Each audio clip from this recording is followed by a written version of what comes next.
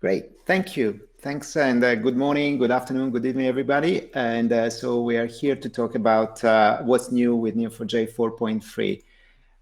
So let's immediately start. You already heard my name. I'm the product manager for the Neo4j database at Neo4j. I am so excited today to really announce that we have Neo4j 4.3 GA, officially GA, and is available for everybody to download and try and test it and use it. We have so many new cool features in this release. This is just a graph that provides a subset of such features. You will find way more in the release. Let me just show you a few of them. Of course, as we normally do, we split them into different categories like operability, scalability, and performance, security, and software development. And I'd like just to pick up a few of them, like, for example, in terms of cloud deployment and operability in general. We have now a new supported Helm chart, and we also worked in simplifying the configuration for Kubernetes.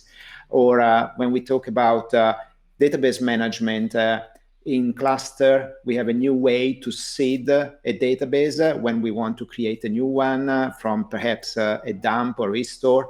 And also in terms of backup restore, for example, we have like a enhanced version of our tools to backup and restore, which are now they are now parallelized, and they have like new arguments that DBAs can pass to really have like a more optimized experience. Lots of other things. Probably one of my favorite one is the new logging framework. Now you can fully customize your logs, and that also means that you can easily go and scan them, or you can integrate them, of course, with third-party tools. When it comes to performance, we did we really put a lot of effort and a lot of work in optimizing queries with order by, with limit, and we have our Cypher language runtime tool, which is what we call pipeline. We completed the so-called operators, these components that are able to execute like the in-depth internal operations to the engine, and that's another really great improvement with 4.3. Then all sorts of really new improvements in terms of software development, but I would say we left probably the most really exciting and important features for you to check here in this presentation, with, of course, those presented by the engineers who developed them. So without further ado, I'm going to pass this over to my good friends and colleagues, and let's start with Anton. Thank you so much, Ivan. So my name is Anton Persson. I'm one of the core database engineers in Neo4j, mostly working on indexing. And I am going to talk about the new index features in 4.3. So let's dig in. So we're going to look at this from Cypher shell, basically running a query and see what performance improvements we can get by introducing those new indexes. But we're starting out here with a clean slate, so we don't have any nodes at all in the database right now. And we start off by creating 100,000 relevant relationships. They have the find me type and the answer property. And then on top of that, we create another 3 million relationships that we deem to be irrelevant. And we run the query that you see at the bottom. We're matching the relationship on the find me, and we filter on the answer property. We want to find everything that is less than 43.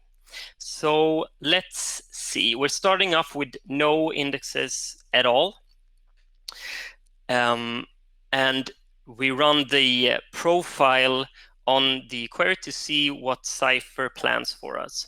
And we see that we have an all node scan in the bottom there, which means we're going to scan all of the node records in the node store, finding roughly 6 million nodes. And from there, we expand all of the find me relationships, finding another 6 million relationship records, filter on the answer property, for a total of 12.5 million records. And this takes a little over 1 second. So let's see if we can improve that a little bit. So we're creating this new relationship type index that is new in 4.3. And what this allows us to do is it allows us to look up relationships based on the type. And how this is implemented is by inserting small bitmaps in a B+ tree structure. So let's see, we're running the profile again on the same query. And we see that the plan has changed. So instead of the all node scan that we did before, we go to this index, find all of the relationships with the find me type. So we have 100,000 index entries, 100,000 relationship records, and then out of those we filter on the answer property for a total of 400,000 records plus 1 index scan to find our 43 relationships that we are interested in. And this moves us down to 47 milliseconds. And this is just what I ran on my local machine. But at least we can see that this performance is significantly better. But let's see if we can bump it up a little bit more. So we create a property index on the relationship instead. So you can now look up relationship based on the relationship type and the property value. And this is backed by a B+ tree. And some interesting facts is that when you create this index, the population is going to be backed by the relationship type index that I just mentioned. So we utilize another index structure to populate this one. Okay, so let's see what happens with our query when we have this new index. We see that the plan has changed again, and we see that we just go to this new relationship property index, find the 43 index entries, and do the 43 relationship record lookups. And we basically serve the answer, find our 43 rows straight out from the index. And this takes 2 milliseconds. So this is a pretty significant improvement. So worth noting that is that those the property index on relationship is the same type of index that you have been able to create on nodes before. All right, so the last thing that I want to say is that when you create a new database in 4.3, you will already have 2 indexes already. And this is the relationship type index that we started off with, and a similar one for node labels. So with that, I'm going to hand over to Valdemar, who's going to talk a little bit about locking. Hello, my name is Valdemar, and I'm a core database engineer here at Neo4j, and I'm going to be talking about the feature that we call the dense node unlocking feature in Neo4j 4.3. So this is one of the features that you don't really see because it doesn't have a user-facing side. It's one of the features that I hope that you will feel in terms of performance, because this is one of the things that helps Neo4j perform when it scales. So let's dig into what is a dense node. So a dense node, if you look at it in a graph, it's one of these nodes that has a lot of relationships. It can go anywhere from like 50 relationships to up to 100,000 or even more, depending on how your data model looks like.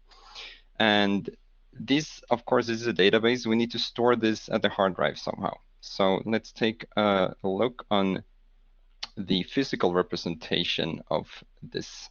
So the node itself is stored in a record in the node store itself. And this node has a reference into something that is called the relationship group store. And these relationship groups, they represent a relationship type that is for all the relationships on this type for this node.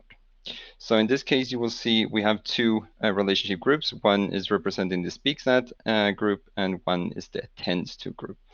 And this, in turn, has references into the relationship store, where all the relationships are stored in one relationship per relationship record.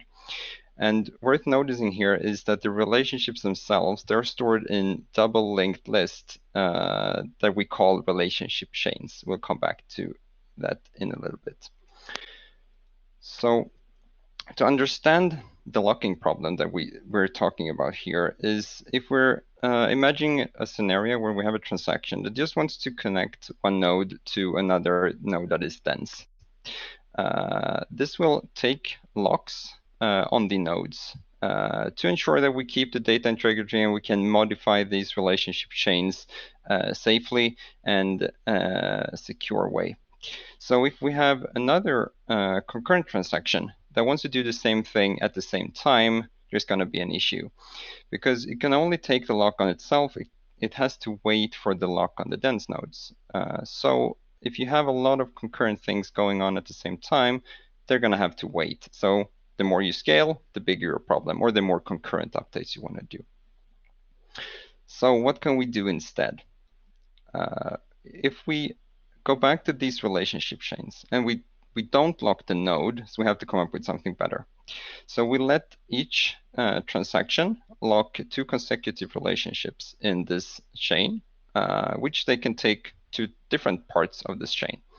And then it can safely insert between those records. And that allows us to do this concurrently and still keep the data integrity in check. So we did this, we implemented this, and we tried it out. And the total throughput went down.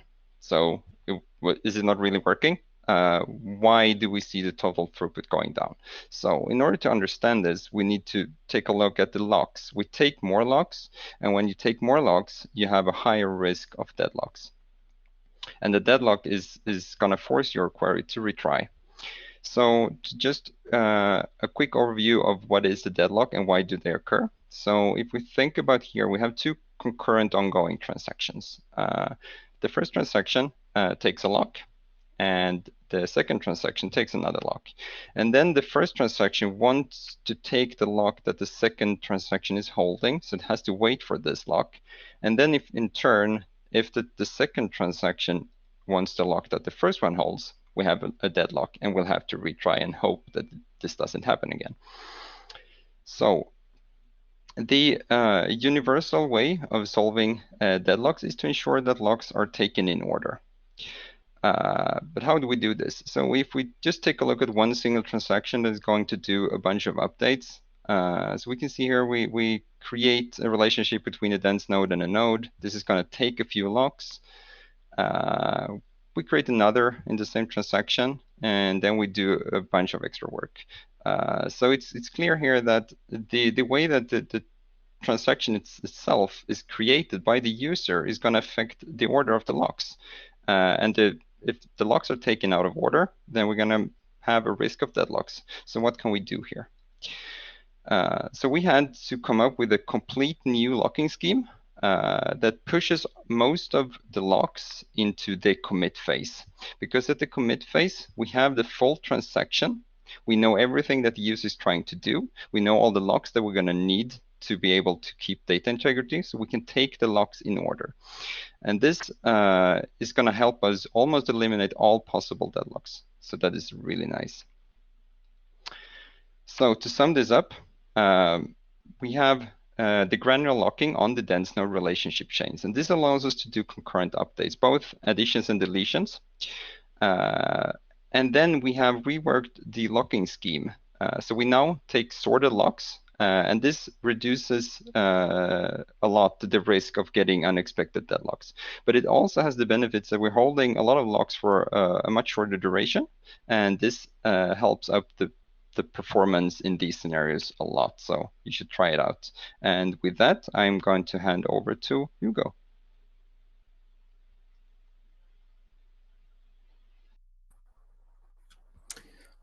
Hi, everyone.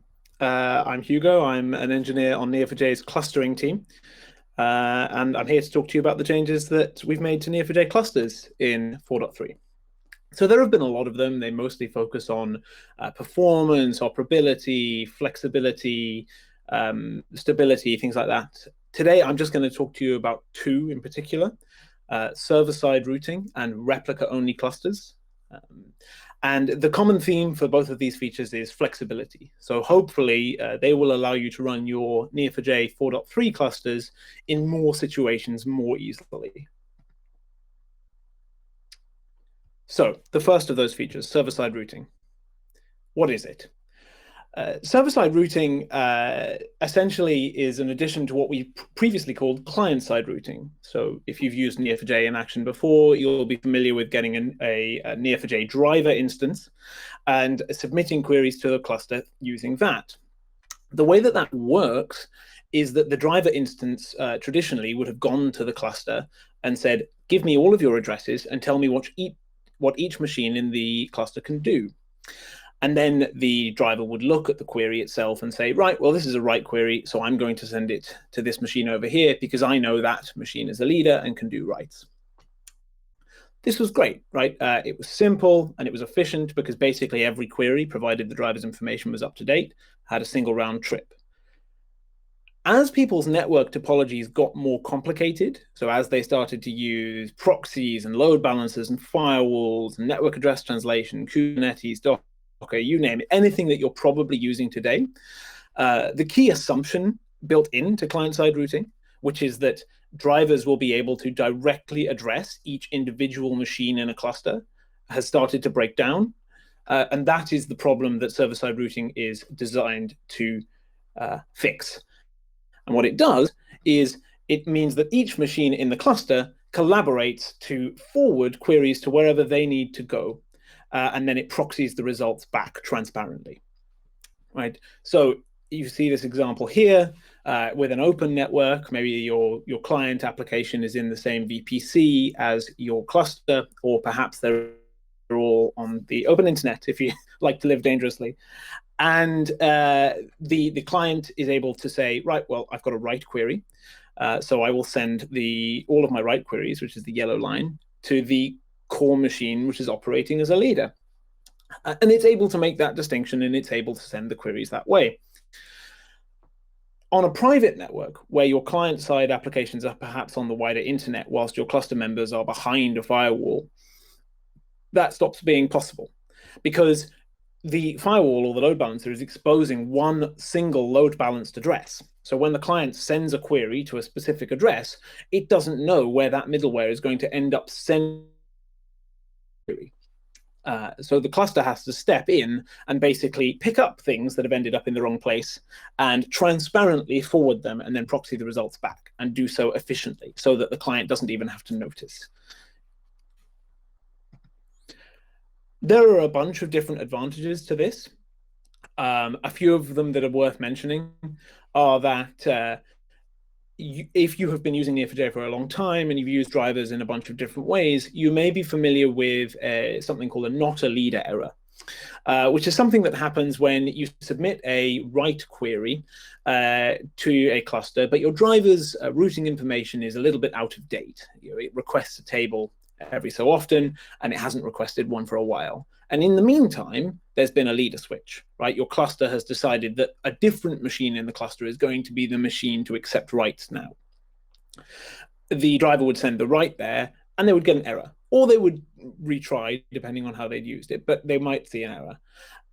That goes away with server-side routing. They should never have to see that, because the cluster members themselves always implicitly have up-to-date information. They know where to send the query, even if they are not capable of executing it themselves. The whole system is highly configurable, and it's not specifically designed to replace client-side routing. So you will often use a mixed client-side, server-side routing setup. And when you do, you can enforce which clients get which behavior based on host name and a bunch of other things. And the other thing is we've done a lot of work to make sure that the overhead of server-side routing is relatively low. So it should only be a single additional round trip, provided that you actually ended up in the wrong place, plus a small amount of memory footprint if you use set it up correctly. And lastly, this is one of those features where we're really excited about the possibilities for the future, because our drivers have done some smart load balancing for a while, but they have inherently less good information than the servers do about the queries that are being run, where servers are, how much load they're under. And so they can't make the really nuanced load balancing decisions. With server-side routing in future, we hope to be able to. And just to finish up, this is an example of that mixed topology that I described before. So you've got your client-side app that is inside your VPC, your main application, that you want to receive the fastest behavior. So you want it to use client routing, so it's a single round trip for every query. And then you've maybe got some applications on the open internet. Maybe you're using Bloom for data visualization, or maybe you've got a notebook in which you're doing analytics. Those can now use server-side routing, and everything will work fine. And this kind of setup was very difficult to achieve before.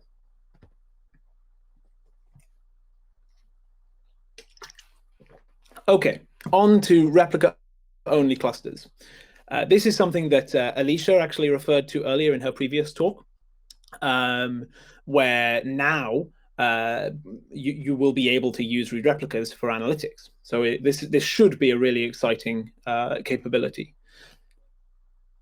Before 4.3, when you said the words Neo4j cluster, that meant core machines running with their DBMS mode set to core. And these core machines were participating in what we call quorum commit. There's an algorithm called Raft, and it's used to ensure that when you issue a write query to a cluster of machines, that data is safely committed on a majority of those machines before a client gets a response saying, yep, you can continue. That behavior provides fault tolerance, it allows for automatic failover, and some scalability, right? Because your data exists on multiple machines. But it does incur some overhead in two ways. One, there's extra machinery in the actual code base designed to ensure the perfect safety of quorum commit. And two, you have to wait for 2 round trips every single time you do a write transaction. So, your client sends a write transaction to one of the members of the cluster that happens to be the leader, and then that leader has to wait for a majority of those of its followers to also commit successfully. So there's another round trip there. That extra latency can be a real problem for some applications, and for reasons I'll talk about in a second, can have a knock-on impact on throughput, which is an even bigger problem. So if you've got an aggressive use case like analytics, where perhaps fault tolerance is less important to you, right? Like you might be able to deal with slightly more downtime, but you really need maximum write throughput and you need read scaling, then replica-only clusters are for you. So this slide gives an example of what I meant by the difference between synchronous and asynchronous replication. And it should give you some indication about why the latency and throughput are so much better on replica-only clusters. On the left, you have a fault-tolerant cluster, and the client has to wait for the faster of the 2 followers, in this case, whichever one returns first. Then the leader knows, yep, I've committed this transaction, the follower has committed this transaction. That means a majority of us, so I'm safe to tell the client that they can continue. And the replica-only cluster only has to wait for the single mode machine to commit that work locally and then return it. It doesn't have to wait for those read replicas, which just pull the transactions from the single mode machine in the background, right? So there's still replication, but it isn't blocking responding to the client and the next write and the next write and the next write.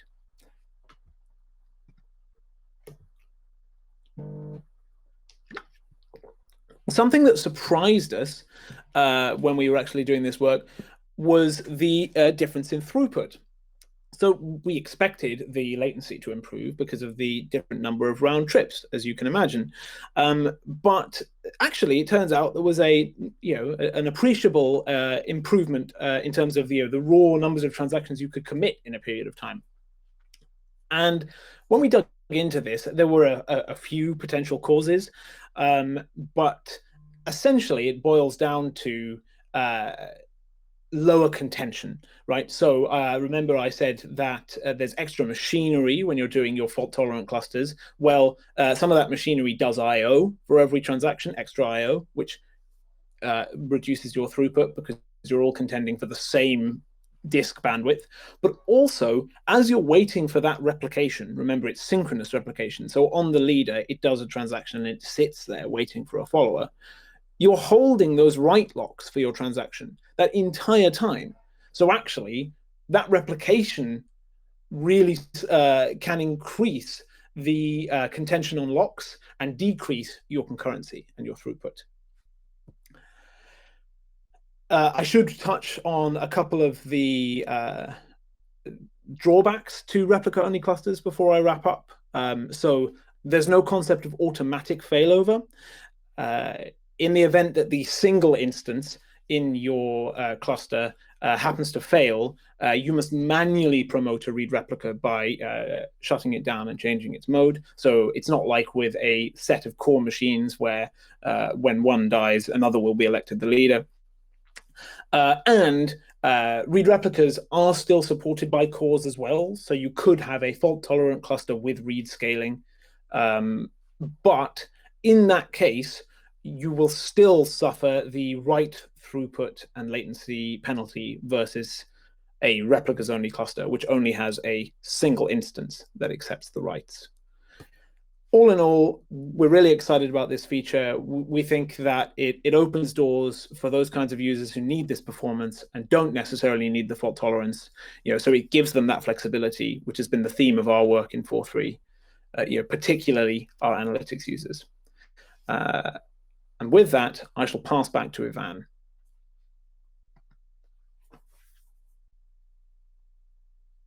So exciting. So thanks, Hugo, and of course also Valdemar and Anton. There is much, much more. So please go download the new version from the download center, or you can use your favorite repos with Docker or the Linux repos.